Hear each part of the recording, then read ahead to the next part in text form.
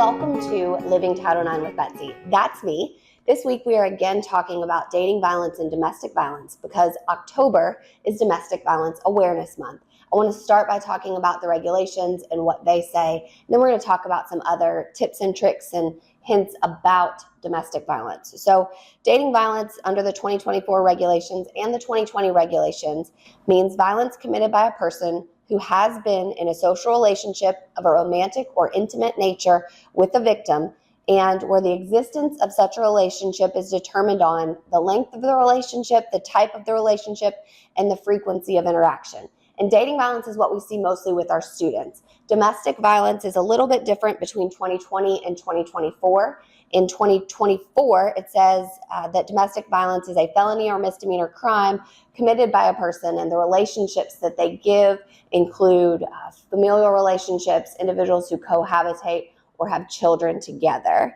And one caveat between 2020 and 2024 is that the 2020 regulations say that domestic violence has to be a felony or misdemeanor crime of violence.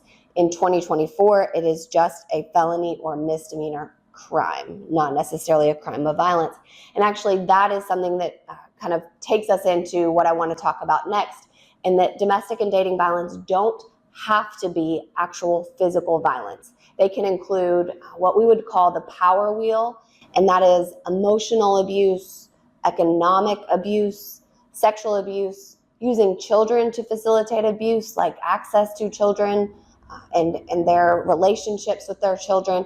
It includes threats of harm. It includes using privilege to assert power. It also includes intimidation, isolation, and that physical abuse. So it is a full wheel of different types of abuses that are not all physical. And so we're going to show you that abuse, or we have been showing you that circle of abuse so that you're able to see it and comprehend it.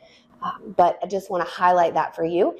And then there's another piece that I want to highlight about the cycle of domestic and dating violence.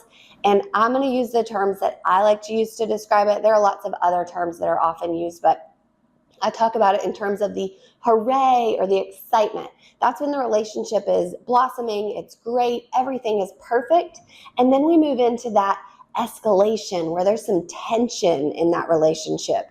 And when that starts to happen, we move into explosion in a domestic violence or dating relationship. And so all of a sudden, after that explosion, everybody is sorry and feels bad. And then we come back into that honeymoon or excitement phase again. And so that keeps going and going. And different studies will tell you that individuals are back in dating or domestic relationships at least 7 times before they are able to leave or make the decision to leave. That's the average amount of times that it takes. So this is definitely a cycle that we see, and we should expect that our students and employees who might be going through this dating and domestic violence cycle are not necessarily able to leave or even understand that they're in that cycle early on in a relationship. So we have to be patient in that area.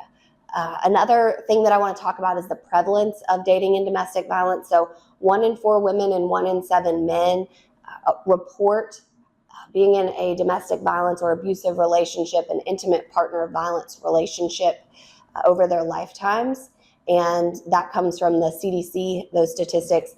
Also, the juvenile justice, the Center for Juvenile Justice has said that at least, or up to 19% of teens experience dating violence or some type of partner violence.